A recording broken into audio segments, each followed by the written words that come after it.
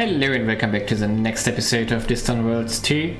I do think it's going to be the last episode, as discussed in the last one. We are now at 66%. We are almost at the threshold for winning. We have 43% of the GDP, 43% of the population, and 44% of all colonies in the galaxy. We do have still like 40 colony ships flying to new planets. Therefore, there's a lot of potential, and there are still a lot of planets which we could colonize. Like I could go here and just click all of them. However, the AI gets confused if we have too many, so I just want to let it settle some of them before I queue up even more ships. Now, we did finish the projects on our planets which gave us a global economy boost. So that was here the Space Commerce Nexus and the Holographic Universe. And there was one other project which should have finished. Here. No. Okay, apparently not. I'm confused. I thought there was another building which gave development, but maybe it got already built. Jump energy feedback, in fact. Oh, there's another drive, so take it too. And I really want to push through here. And 19200, that's not too big. So let's take them up here, super engine and super maneuvering. No, that's fine compared to the projects we already did. Now let's check out what else we can do.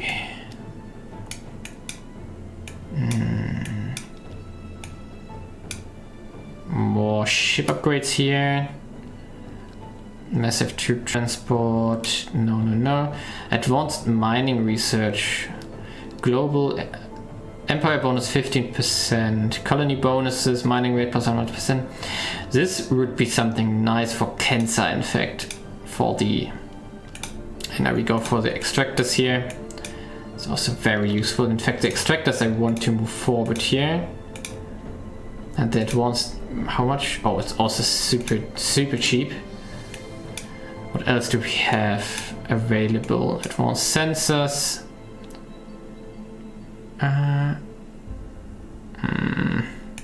Advanced scanning. No, not really interesting. We could still do the habitability tech here. Advanced troop transports. Optimized fuel storage. It's all good and nice, but let's take skilled command for our ships. General incident +4, assimilation rate. We could, as far as we know, what did we conquer? We did conquer Xenox, there we are quite far. And we did conquer some Tekken, so that might also be quite useful. So let's take it up to make the integration faster. Let's take the luxury passenger compartments, this one. And let's take the habitability at some point here. Rapid resource scanning, also quite useful. Let's put it up, because I don't know if we really maxed out everything we got. And here, let's just continue, but I'm going to go back to 2 projects, in fact, because there are some small ones in between. And the hyperspace torrent drive is going to take a while. That's a big one. 5 years? How expensive is it? Oh, 38k. Yeah, okay. It's a big one. And we don't have the massive boost like in high tech there. Yeah, I'm going to skip ahead a bit. Therefore, what? No.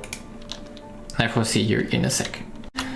Okay, it finally happened. We have been able to fly to our old homeworld, which is somewhere here in the east. Here it is apparently, E517.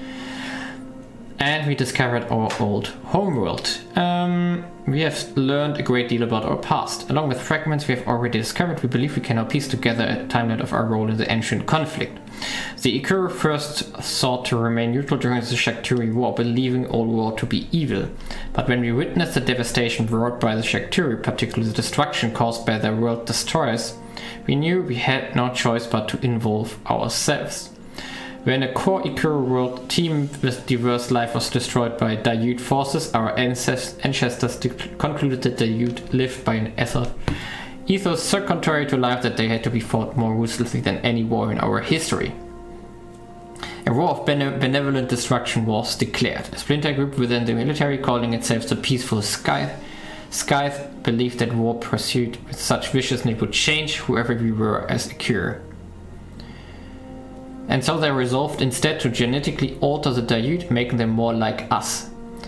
They established a modified Daiute colony near an already established Ikkuro colony.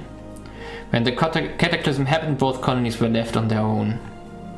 In the ruins of our homeworld we have uncovered astonishing relics that speak to how our ancestors were able to live in communion with the natural world. Among our discoveries are the talisman of the wise navigator, which will improve our ships. We also discovered the Orb of Thriving, which will make our colonies more prosperous. Ooh, nice. The world was once a thriving center of all Ikkuro research. Rebuilding research facilities here will no doubt aid our own efforts to understand the universe in which we live and which we all are only a small part. Such knowledge as we gain here should only add to our understanding, and that in turn will add to our humility. The ruins provide following empire. Okay, raw wariness reduction, 8% colony development, armor research, and scenery. Okay, nice. Now, pause please. Now, if did we already colonize this? Yeah, apparently we did. With Ectarians. What an unholy move. And let's build some facilities here. Metropolitan, shaping facility. Looking good. Okay. And assign.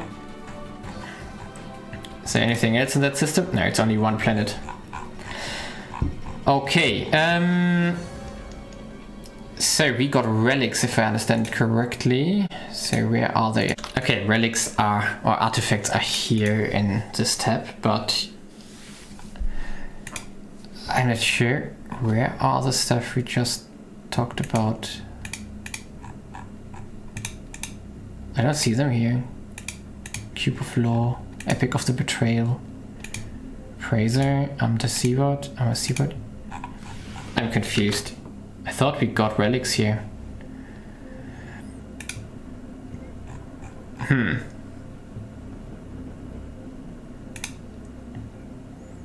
This one is also nice.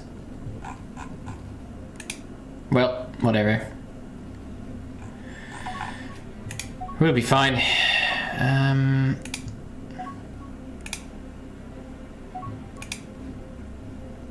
Okay, what can we do? Oh, where are we currently? 66% still. Not much has changed there. In fact, a new connection here.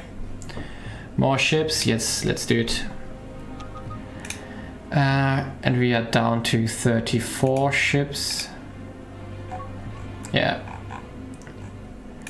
And only 4 idle ships, in fact. No. I'm not going to build that many ships. Let's boost the extraction research, in fact. That should help.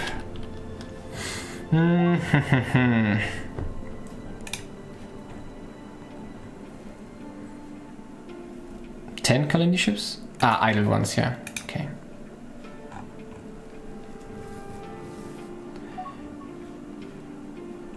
Yeah, the missions should come up at some point. I don't think we do have many fitting planets currently, for Ectarians at least. Not sure why we do have so many Ectarian transport ships, but whatever. I mean, we could try it out to... Why would we build a new one?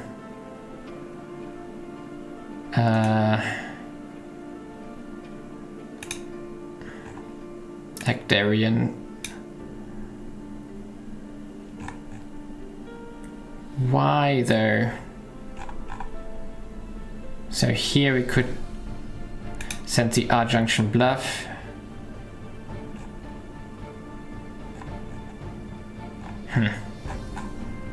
I don't get colonization by the AI sometimes. It's very weird.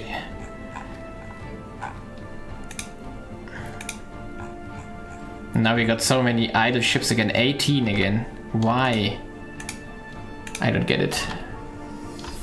Okay, now we can send out one again. Fine, I won't complain. Well, okay. I think as soon as we can, I want to visit someone again. So, Xenox. It's still too early. Now, Nibiru, can we trade with you? Yes, you again have some stuff here. So let's pick it up and give you fighters. Yes, perfect. Now, Odin Junction, do you also have tech for me? Yes, you do. And I'm going to give you also some kind of location, probably. Yes, Feodus. Perfect. More tech for us. Yeah, let's build some fleet. That's fine. And continue on here. We'll be fine. 66%. The hive is still on their way here. Interesting. Now I'm a bit worried about how to resolve the whole situation. I'm afraid that we might get stuck shortly before the winning conditions here. 66%. 43% of the empire. Yeah. It's not... might not be enough. Because it's slowing down right now. But in the end, the worst case, we would need to attack the Galactic Mining Center. Yeah, exactly. So now I want to find Cancer. Because Cancer had that luxury resource. Where's Cancer?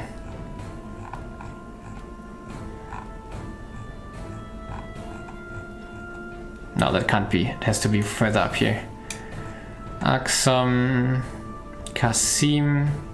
It was an ice world, so.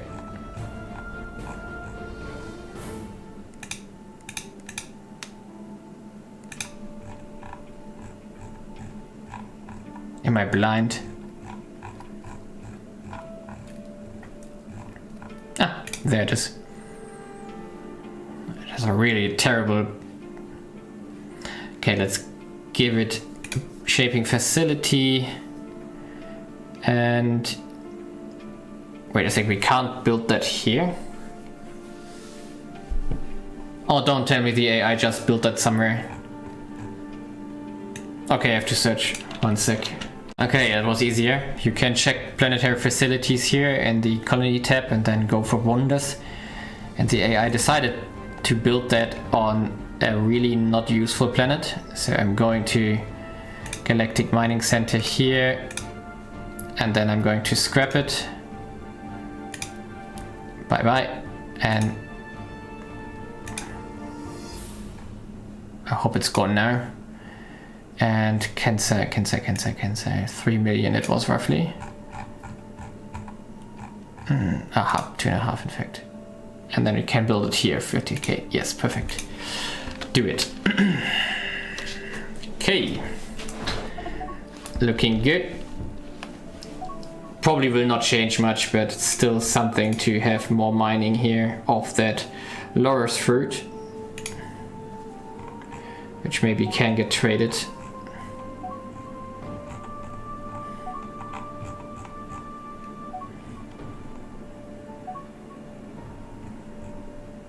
Yeah, basically nothing is present here.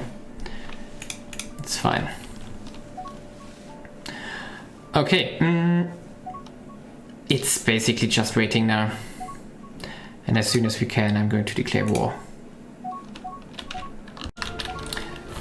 Okay, it's time to go again. and Xenox, I'm sorry, but now it's time to hopefully disappear. 11 planets still. Yeah, they are colonizing fast currently, but fine. Let's see how it works out. Okay, I'm not sure what happened exactly, but we suddenly jumped in the victory score up to almost 70%, so we are marginally before the victory threshold. I'm not sure exactly. The GDP went up. Maybe. So one explanation could be that in fact our change to Cancer here made a change to Munus Mandel, because that suddenly went up by almost 300k income. Yeah, definitely. So maybe that suddenly has Laurus fruit available or something like that. Canderous fruit. No, it's not Laurus fruit, but something must have happened here, I guess. I don't know, but somehow we got massive amounts of income. We are suddenly at 3.5 million income. I'm not 100% sure what exactly has happened. And we didn't even change our government form because I'm afraid that planets could revolt. But we're just going to continue here. And most likely it's going to be over soon.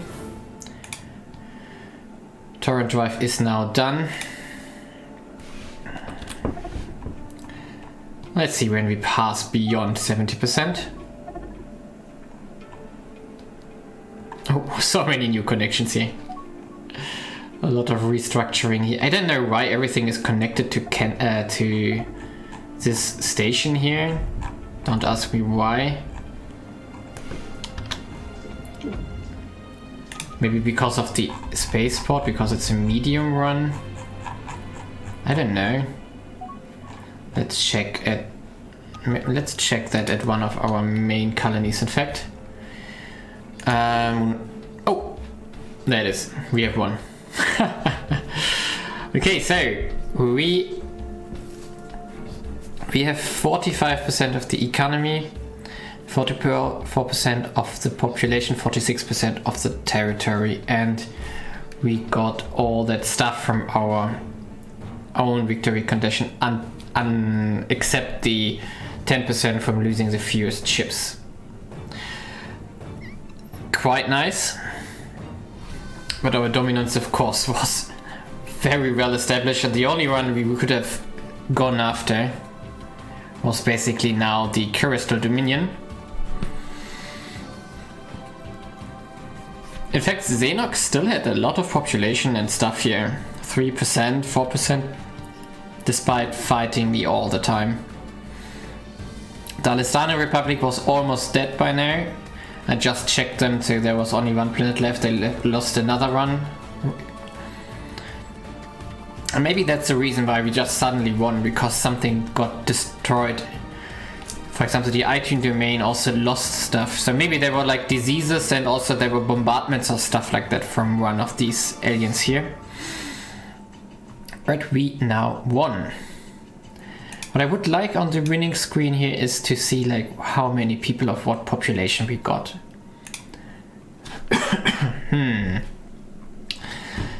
Yeah, we have reached the victory condition by reaching 70% victory score. Now let's go through some of our planets. For example, this one has 15 billion of Ikkuro and 10 billion of humans on it. While Nurval, for example, is only Ikkuro. Here we got mostly Xenox, mostly Hakunish here, Xenox here, Abilene here, got Ikkuro mostly. Quite interesting. So we got a really mixed population type here. Yeah. And is our leader even from our... Yeah, he is our race currently. In between he was not from our race. How many traits he has here. Diplomacy bonus, colony income plus 54%. That's also, of course, very impactful thing here. And 1.8 million fleet strength. 4,000 euro. Wow. The amount of civilian ships is insane. And here we can see our civilian ship stuff. So a lot of stuff is traveling. And despite that, there's still not enough resources. So for example, here we have a medium freighter who is like transporting a little bit, which is getting eaten by one of the big planets within a second. So that's really not helpful at all. Yeah, it's insane. And most likely it's even profitable to sell externally than internally. So that also comes on top here. Now one thing I want to check at the end is let's pick one of the big planets before we are finishing this one up. So let's take Abilene, in fact. Now, what kind of starbase do you have? Spaceport here. Medium spaceport. Retrofit. Okay, so there's no upgrade to a large one available. That's something which we might have, or should have researched. Not sure where it is, probably here under construction somewhere. No, here it shouldn't be. Where are ships? Where are ships? Hyperspace drives. Interceptors here, it should be. Here, construction. Medium spaceport version 2. Yeah, probably we would have needed to go... Oh, world ship, interesting. That's a colony ship, a massive run, interestingly. So that could of course also have helped here.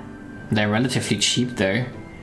Could have gone into that direction to speed up our colonization efforts. Then these ones could have gotten like the largest colonization modules, which are, let's check it out. No, there's none in here. Colonization module version 3. Here we go. 80 million. I think that's the maximum you can have. Unless there's something behind it here, which I don't know.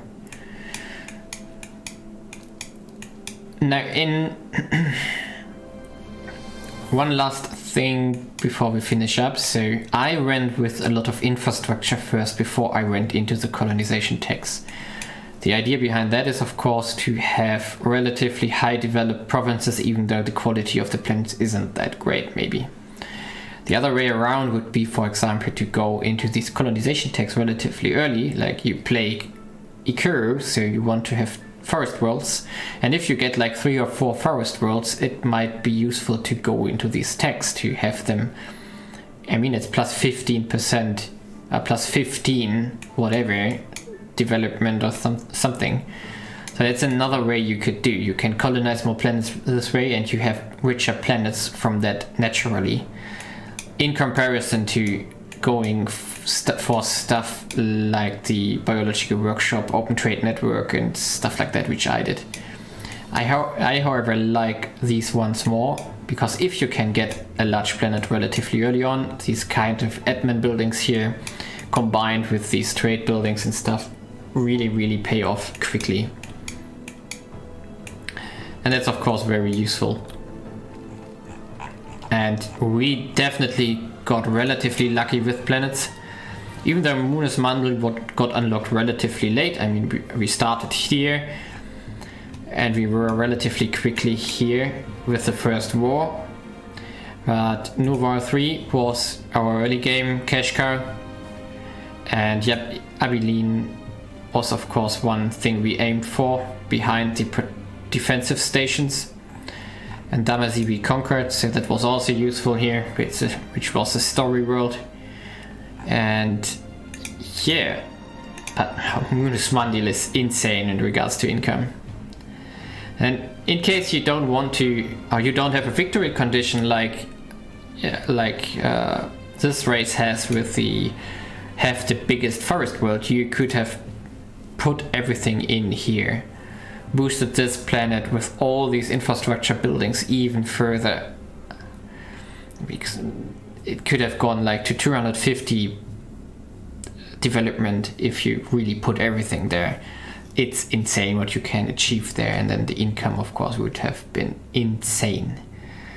So just saying. And well, if you look at the galaxy, it's not even that impressive. So we only got like, how much is that? 20% maybe of the galaxy's space, let's say.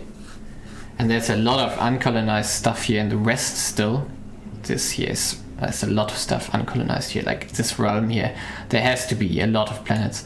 But most likely they are missing colonization tax. And the only one which did go into colonization tax is the empire here, which Telos, whatever they were called.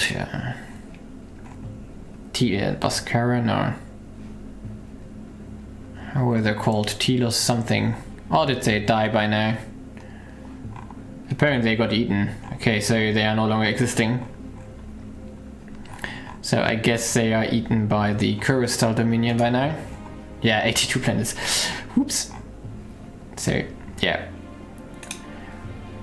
They had a lot of planets and they got eaten because they didn't have enough military to defend it. While, for example, Nibiru was on 3-4 planets for a long time and then suddenly expanded here to the west and now has how much? 15 planets. Not a lot of population there, not at all. But high fleet power. They are a research race and they definitely felt that. And I don't want to know how much research they got from us. We have an output of almost 8k by now. That's a lot. Really, really a lot. And we were pushing through the tech tree by now. Really, really good. Well, it was a nice run, a nice campaign. Definitely fun. And thinking about that, I think like 4, 5, 6 episodes ago we had 40 planets maybe, and now we have 138. Expansion is massive now, and we could have continued here. So if we look at everything above suitability 20 and distance from capital, we can see that there is still a lot of stuff we could have colonized here. Yeah, a lot of stuff. And mostly like in this corner here, which would have maybe opened up even more stuff. And well, no, that's going to, we could have gone really, really big. However, the problem is you don't have interactions here. For example, mass upgrade everything to the best level of planetary administration. And that's a problem. So basically what you need to do now at every planet, super annoying, you would need to go through them and do exactly this one here. I did that way too often, and that's definitely a problem. You would need something like an auto upgrade on all planets. So something like, let's say, control or something. But you don't have that, or control shift or whatever. It's just to upgrade it on all planets that are available. Yeah, that would be nice. Same, for example, for the biome shaping facilities here. And the system of calculation here for the development, I do consider it a little bit lacking, because as we can see on this planet here, we don't have anything from resources. That's not how the game should work. You should definitely rely on these resources to even enable this planet. Maybe even tie the max population on the development and something, so that only higher development rates can reach higher populations and things like that. This way you just build infrastructure on a very big planet and you have a massive income. So that's how you win, basically. Because with a high income, you can afford science, you can afford a big fleet, you can conquer stuff, and from there it goes. It's not ideal in my eyes. And looking at these numbers, 1.3 million revenue. And we're even losing almost 1 million. No, wait a second. Revenue is 2.2 million here. That's the base revenue. without modifiers. Yeah, insane.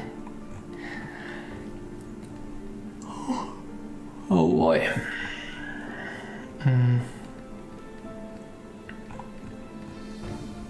Tax rate of 70%. Please give me all your income.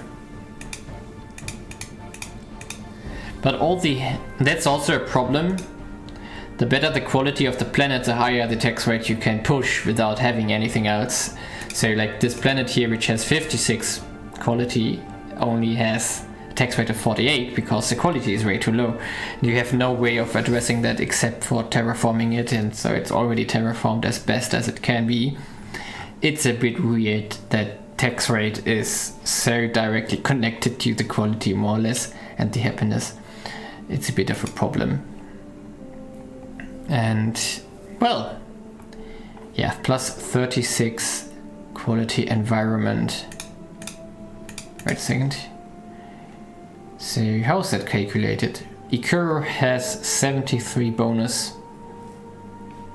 I don't know. Also, interestingly, the bonus which you get from medical facilities and recreation facilities are relatively low. It's +4 and +5.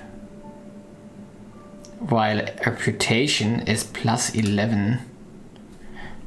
So if you go hunting for space creatures, you have a good reputation, and that's giving you a bigger bonus to happiness than the best medical facilities and recreation facilities combined.